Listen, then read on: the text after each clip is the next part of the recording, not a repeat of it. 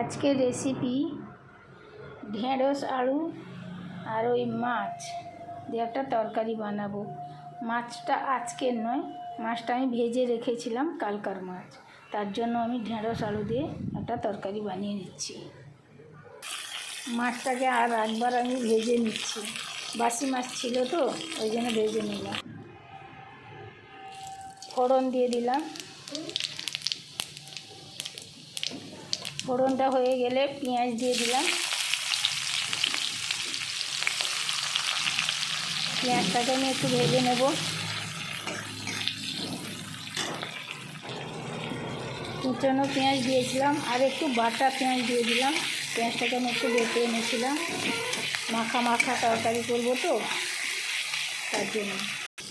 পেঁয়াজটা আমার ভাজা হয়ে গেছে, এবার সবজি তুলে দিলাম। সবজিটাকে আমি একটু ভালো করে ভাজবো, ভেজে তারপর আমি জল দেবো। পরিমাণ মতন লবণ দিয়ে দিলাম।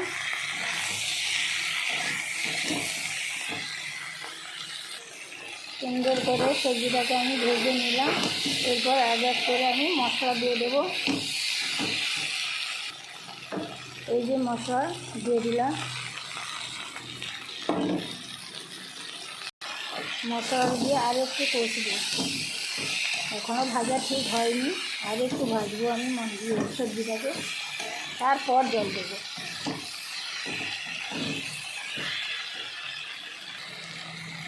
সবজি আমার কষা হয়ে গেছে, এবার জল দিয়ে দেবো, আর কষবো না।